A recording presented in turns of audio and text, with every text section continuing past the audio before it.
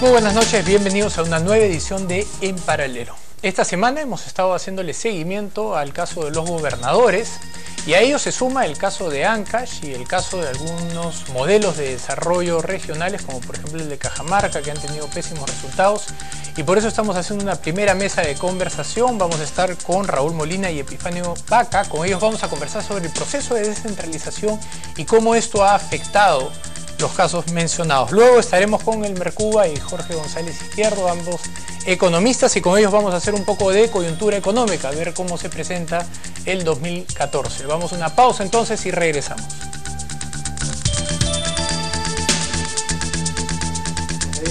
Ya.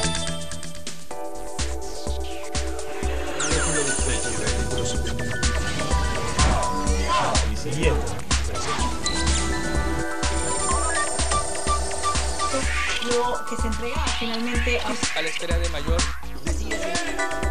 Pero estas son imágenes.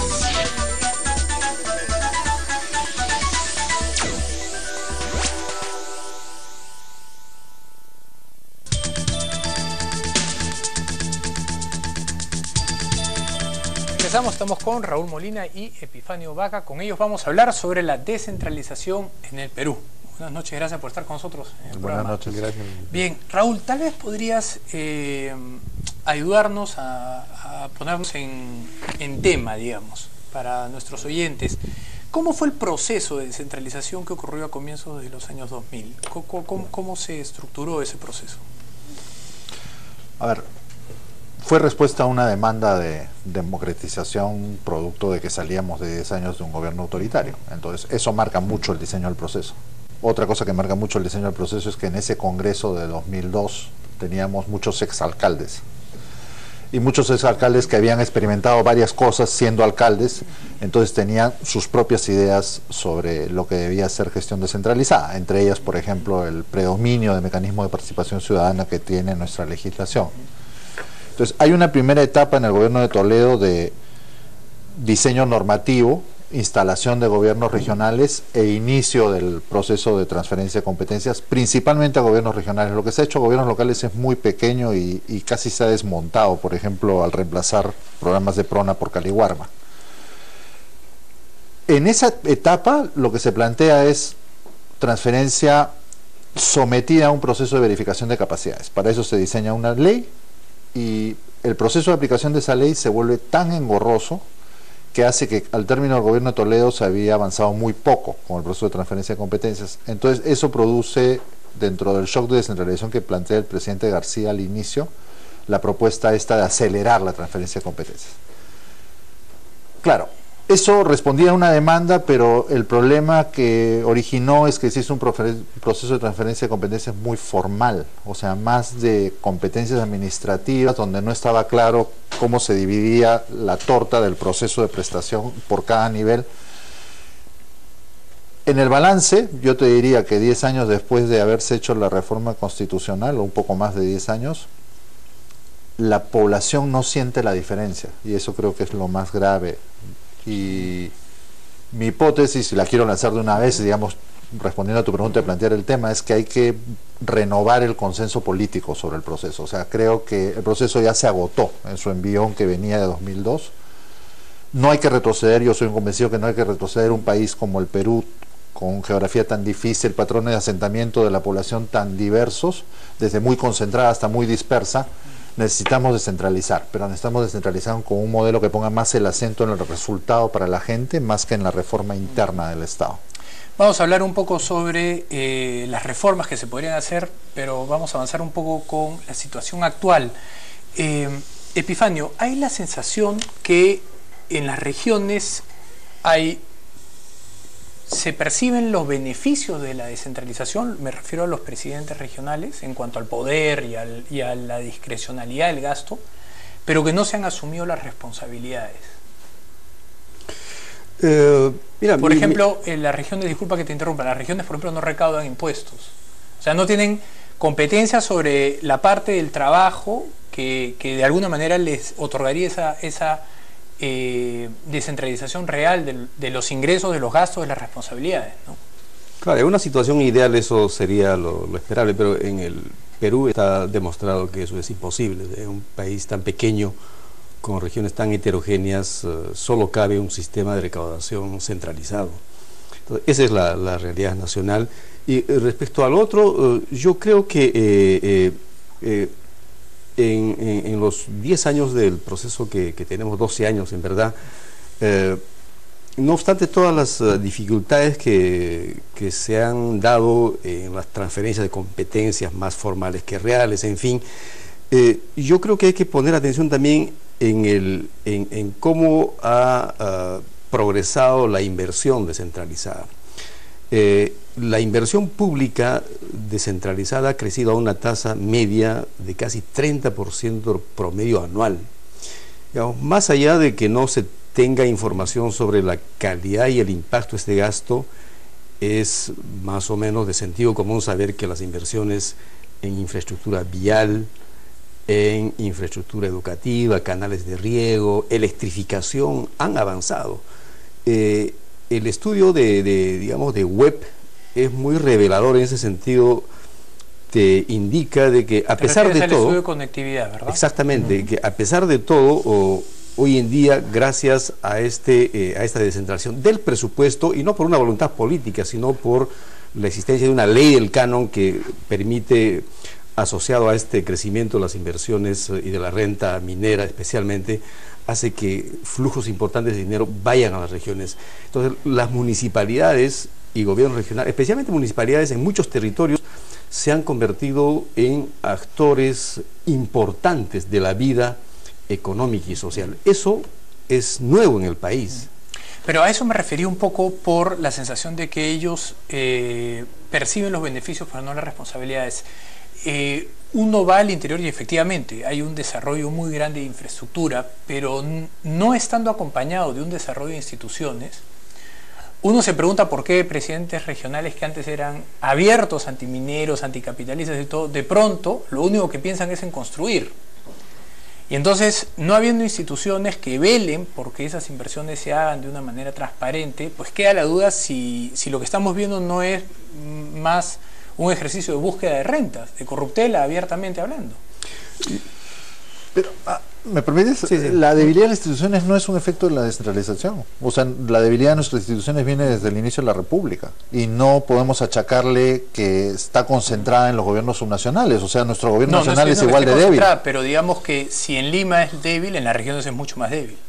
Ya, pero entonces preguntémonos cómo tenemos que hacer para construir instituciones, y ese es el desafío que tiene el Perú hoy día. O sea, el problema no es no tenemos instituciones, vamos a desgarrarnos las vestiduras. O sea, creo que el desafío que tiene el Perú ahora para sostener su ritmo de crecimiento de los últimos 10 años es emprender el esfuerzo de construir instituciones, tanto en el nivel nacional como en los niveles subnacionales. Claro, ese es un desafío difícil, por eso lo vamos evitando, porque no tenemos consensos sobre el modelo de instituciones que queremos, no tenemos actores, y comienzo por partidos políticos que puedan mediar la negociación de ese diseño institucional, pero ese desafío es inevitable, y el gran sector privado, que es el interesado en que se mantenga el crecimiento, debería ser el primer interesado en promover ese debate nacional y esa discusión pública, tanto a escala nacional como subnacional, de qué modelo de instituciones estamos. Antes de transferir tanta cantidad a las regiones, sabiendo que no había una institucionalidad, tal vez no debió haber ido acompañado de una exigencia mínima de transparencia o de algún tipo de procedimiento que asegure un mínimo estándar de rigurosidad en lo que son inversiones. A ver, digamos veamos los datos de la realidad. El 75% de las inversiones en los 10 años de gestión descentralizada han ido en primer lugar para carreteras e infraestructura vial, que es una prioridad. Han ido a infraestructura de educación y salud, saneamiento, es una prioridad. Han ido a electrificación rural, es una prioridad. E infraestructura agraria. O sea, yo creo que... No, pero nadie discute el fin de la inversión. Eso está fuera de discusión. Y el mejor ejemplo es el estudio de Richard Webb, de las ventajas que han producido ese aumento importante de la infraestructura. Yo no estoy discutiendo ni la inversión, ni la necesidad de hacerla. Lo que discuto es si no se ha hecho de una manera donde ha habido poca transparencia. Mira, Yo creo que tú has puesto el tema de las responsabilidades asociadas a la transferencia de los recursos. Yo creo que es un tema efectivamente que hay que acometer, pero yo no comparto estas miradas superficiales que han puesto un estereotipo en la opinión pública en decir que los gobiernos descentralizados tienen mucho dinero, no saben qué hacer y se dedican a hacer obras inservibles como el monumento al sombrero. Ese tipo de mirada es distorsionada, ¿no es cierto? Porque existe, pero será pues el 1% del total, ¿no es cierto? Del total de la inversión, pero es muy poco. Esa mirada está presente. Entonces yo creo que llegado este momento, efectivamente es tiempo de atar de mejor manera la transferencia de recursos con resultados, como decía Raúl. Que la entrega de los recursos del canon no debería ser simplemente haz inversiones con esto, sino ligado a compromisos cuánto contribuye a disminuir la desnutrición crónica, los déficits en brechas de saneamiento, salud, en fin, creo que ese es uno de los desafíos que tenemos a futuro. La apuesta inicial de transparencia en la legislación de 2002-2003 era participación ciudadana. O sea, el supuesto era, van a tener más dinero, era inevitable, porque la ley del canon, recuerda, es de 2001, antes de la reforma constitucional que lanza los gobiernos regionales. Lo que pasa es que en el 2001 nadie se imaginó que los precios internacionales iban a alcanzar el volumen que alcanzaron. Entonces la apuesta inicial es participación ciudadana, entonces se pone presupuesto participativo, se pone rendición de cuentas, los gobiernos regionales están obligados a hacer 2 audiencias y las hacen. El problema es que cuentan lo que hacen pero no qué resultados logran, y eso no es culpa de ellos, sino de la metodología oficial normada para hacerlo. Se puso, el Perú es uno de los países que tiene el sistema de transparencia en la información pública presupuestal más audaz de América Latina. Si tú miras en los países vecinos, tú no puedes encontrar todo el gasto detallado de todas las entidades en la página web del MEF en tiempo real, como es en el Perú. El problema es que con instituciones débiles eso no ha sido suficiente, porque además la sociedad civil también es débil. Una de las cosas que yo creo que es clave es que tengamos un sistema de control gubernamental mucho más eficaz que el que tenemos. Yo recuerdo que cuando me tocó cooperar profesionalmente en un programa de responsabilidad social de Antamina en los años 2007-2008, que fue el primer hipo del canon, la empresa como pedía que Contraloría escanea la municipalidad de San Marcos, que es la que más recibe como distrito. Y no logró que lo hiciera, porque Contraloría no llega, porque tiene un sistema muy centralizado, es un sistema organizado ineficazmente. No critico a la institución como tal, pero siempre al objetivo tiene que responder una estrategia. Y la estrategia actual de Contraloría no es la que necesitamos para el tipo de país descentralizado que tenemos. O sea, Ancash es el segundo gobierno que tiene el presidente Álvarez. Hace mucho tiempo se sabía que en Ancash las cosas no andaban bien, y recién estamos reaccionando en el 2013, 2014, ¿no? Hoy día parece que había una declaración del Contralor diciendo que desde 2013 ellos se pusieron las pilas para reclutar el equipo que ha ido a Ancash. Pero el problema de Ancash viene de mucho antes del 2013. Muchísimo antes. Entonces, hay mecanismos que nuevamente son institucionales que no están funcionando. Y si no hacemos funcionar esos mecanismos, esa no debe ser una razón para decir todo en la descentralización está mal, porque así como tenemos gobiernos regionales que no funcionan, distritos que funcionan mal, tenemos muchos gobiernos regionales, muchos alcaldes que con muy poco dinero están tratando de hacer cosas. Lo que pasa es que tendemos a ver el lado vacío del vaso. Correcto. Y no el lleno, ¿no? Es cierto. Vamos a hacer una breve pausa, vamos a regresar para seguir hablando sobre el caso de la descentralización, las regiones y cuáles serían justamente las reformas que deberíamos de plantear para que el proceso mejore, ¿no? Y a comenzar a ver el vaso lleno, el cual habla Raúl. Vamos a una pausa y regresamos.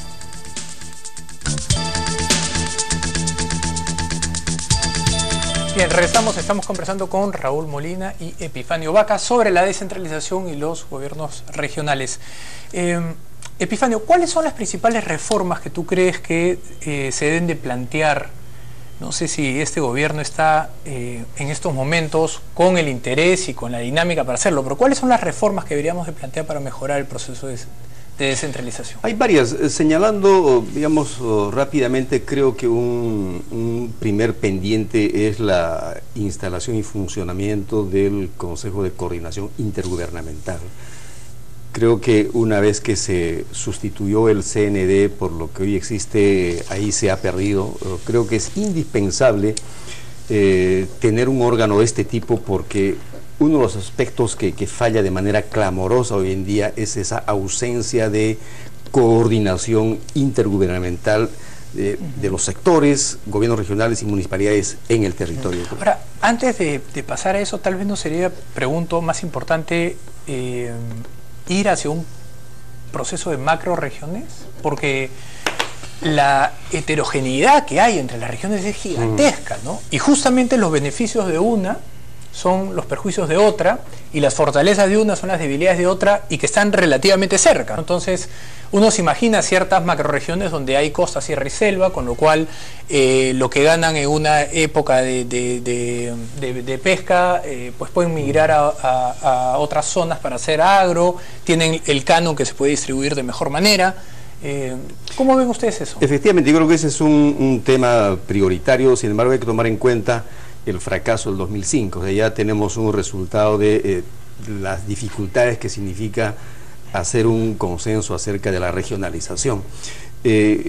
Por tanto, la pregunta es cómo, a través de qué estrategias podemos llegar a esa integración de territorios que estábamos... Pero es algo que ya está fuera del debate, ¿verdad? Porque uno no escucha hablar sobre macroregiones. Claro, ya no, en realidad lo que hay ahora son estas mancomunidades de municipalidades, estas juntas de gobiernos regionales que se han ido constituyendo, pero que no terminan de despegar, porque creo desde el nivel nacional también no hay un liderazgo, no hay una señal en el sentido de que eso hay que impulsar. Entonces un poco se han perdido en las iniciativas aisladas. Había la macrorregión norte, esta de la Amazonía, pero creo que están ahí sin mucho dinamismo, ¿no? La sociedad peruana en la sociedad peruana no tenemos una cultura de cooperación entre nosotros, o sea, desconfiamos todos muchos unos de los otros. Si tú ves el tejido de empresas, por ejemplo, nosotros tenemos muy pocas empresas medianas y mayores por 10.000 habitantes, digamos, comparado a otros países. Siempre preferimos entre la familia, e inclusive dentro de la familia desconfiamos. Eso mismo se expresa en la gestión de las instituciones, o sea, es el sueño de la mayólica propia, ¿no? O sea, yo tengo mi pedacito de presupuesto en mi distrito propio, aunque sea muy chiquitito, pero porque si lo comparto con el otro me lo va a quitar el centro de poder mayor, la ciudad mayor, el poblado mayor. Creo que la única manera de que tengamos regiones en algún momento en el Perú es que vayamos en contra de esa cultura, de ese chip que tenemos en la cabeza, y eso es fomentar, premiar, motivar todas las posibilidades de cooperación horizontal y vertical entre entidades y gobiernos. Eso es mancomunidades, como dice Epifanio.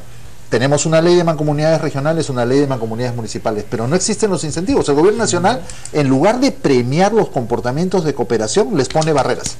No genera ningún incentivo de transferencia de recursos para aquel que hace cosas juntos.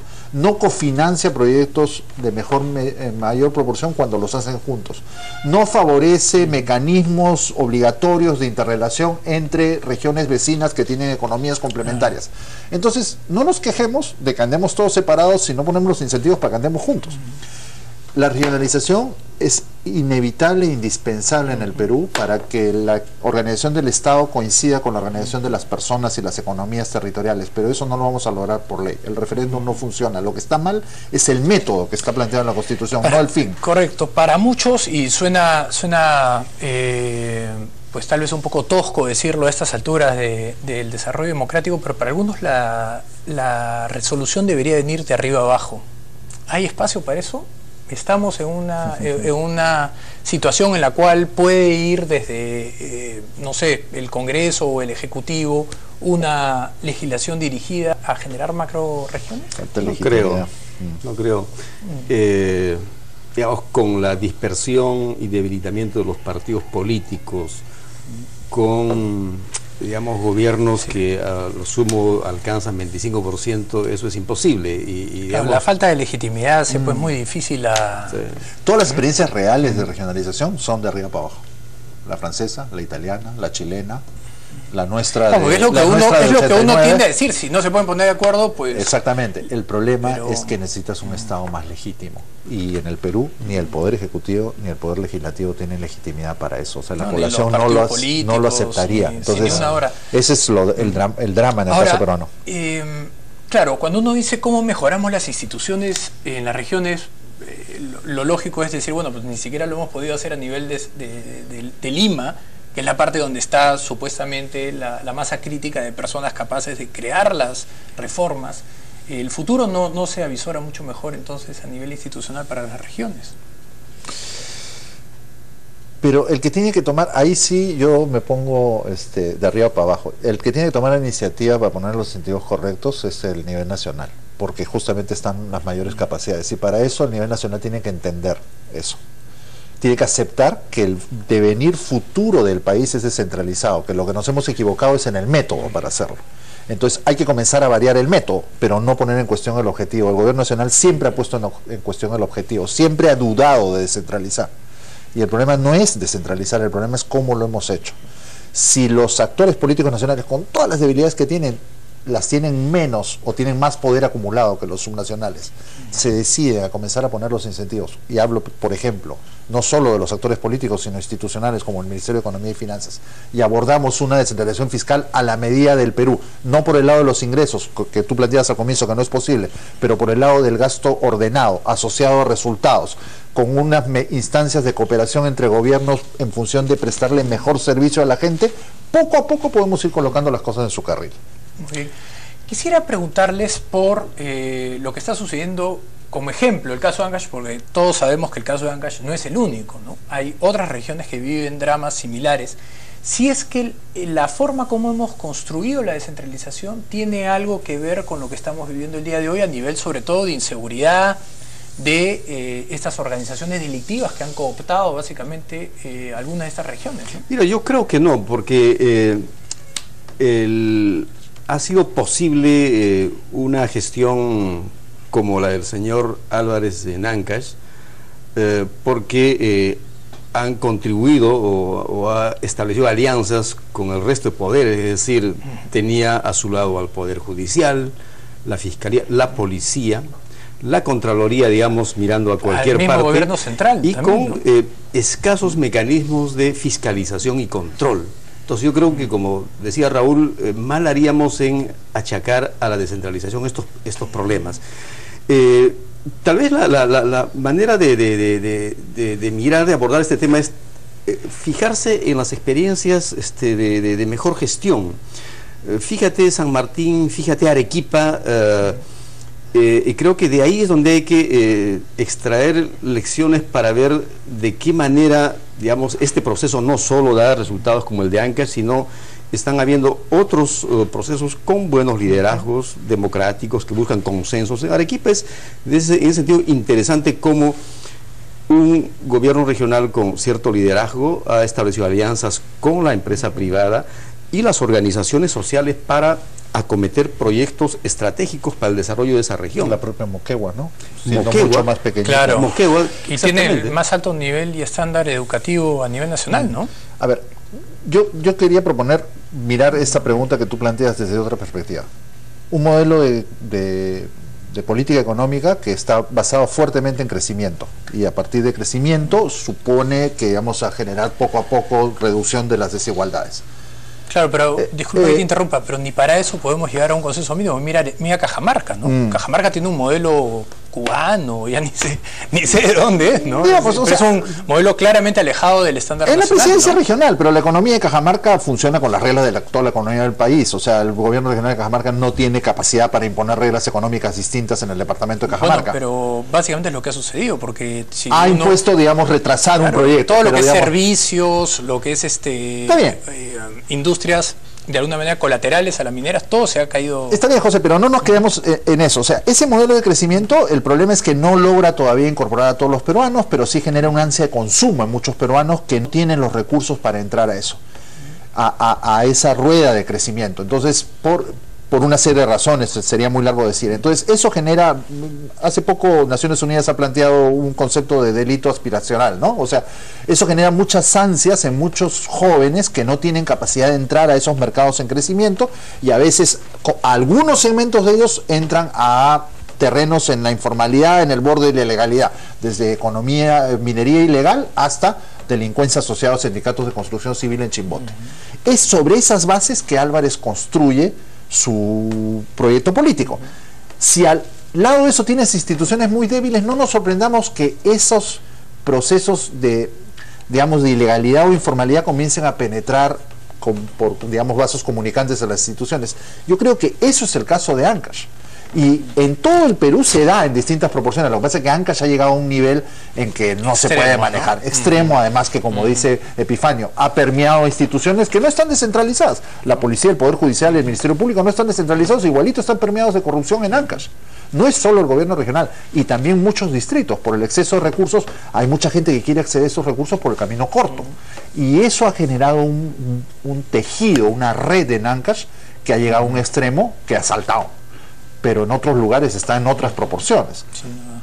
Entonces, ese es el problema. O sea, liguemos instituciones con un modelo económico que no logra incorporar a todo el mundo. No lo pongo en discusión. Lo que digo es que está incompleto. Correcto. Quisiera, antes de terminar este segmento, preguntarles por el caso de los gobernadores. Habiendo hecho ya la descentralización, ¿hasta qué punto es necesario cerca de 1.800 a nivel nacional? Más, porque hay uno por cada municipio, o sea, 1.840, más 25 gobiernos regionales, son casi 1.850. ¿Son necesarios? Yo creo que no. Yo creo que los gobernadores claramente desde hace varios años son, un digamos, instrumento político, ¿no? Así es, son utilizados como operadores políticos desde el nivel departamental hasta el distrito. Entonces, para mí es una tal función vez, que no se tal vez necesita. el ejemplo que ha ocurrido hace poco con esta celebración que hubo después del fallo de La Haya sea lo visible de algo que ya ha estado ocurriendo desde mucho antes, ¿no? Porque todos sabemos en los gobiernos anteriores también ocurrió lo mismo, pero tal vez con un poco más de discreción, ¿no? Ahora, ¿cómo retrotraer eso? ¿Qué es lo que ocurriría si mañana decidimos eliminar el cargo de los gobernadores? ¿Quién recibiría ese encargo? ¿Es necesario? Es parte de la discusión que creo que hay que hacer. O sea, muchos ministerios, por ejemplo, Educación, está dándose cuenta que tiene que tener algunos representantes que les permitan tener una relación permanente y asidua con los gobiernos regionales. Salud está financiando a unos funcionarios que trabajan con los directores regionales de salud para ayudar a mantener vinculada la política nacional con la regional. Entonces, de repente lo que tenemos que pensar más es en representantes del Poder Ejecutivo de la administración pública nacional más que representantes políticos, porque los representantes políticos son los presidentes regionales elegidos, con todas sus debilidades. Claro.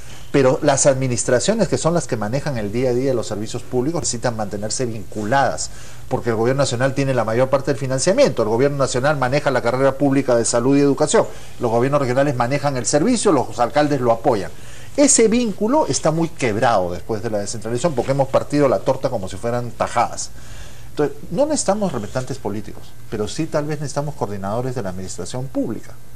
Y ese rol ni esas capacidades tienen nuestros gobernadores. Ahora, por el cargo que tienen y el poder que ejercen y el uso de recursos que ejercen, pues va a ser bien difícil encontrar un gobierno que opte por ir contra algo que es evidente para quien ejerce el poder, que es tener el representante en el sitio más pequeño. El presidente García se atrevió, apenas entró y muy rápido se arrepintió, ¿no? Y les cambiaron de nombre, porque antes eran prefectos, gobernadores, tenientes de gobernadores, ahora todos se llaman gobernadores, departamental, provincial, porque ese fue producto del arrepentimiento rápido de la supresión. Claro, lo que pone también en discusión si es que el gobierno regional debe tener presidentes regionales, con lo cual tienes 25 presidentes en el Perú. Mejor sería que se llamen gobernadores, porque el mensaje, no es relevante el nombre, pero da un mal mensaje. Da un mal mensaje, ¿no?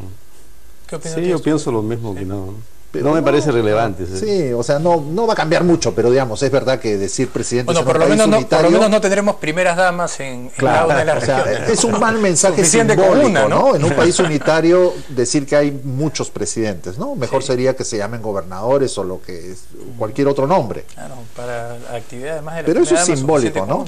Más simbólico. El fondo de la cuestión es otro. Les agradezco a ambos su presencia y vamos a estar seguros haciendo otra mesa de este tipo. Gracias a ti. Gracias. Bien, vamos nosotros a una pausa, regresamos con Elmer Cuba y Jorge González Izquierdo. Con ellos vamos a hacer un poco de coyuntura económica. Una pausa y regresamos.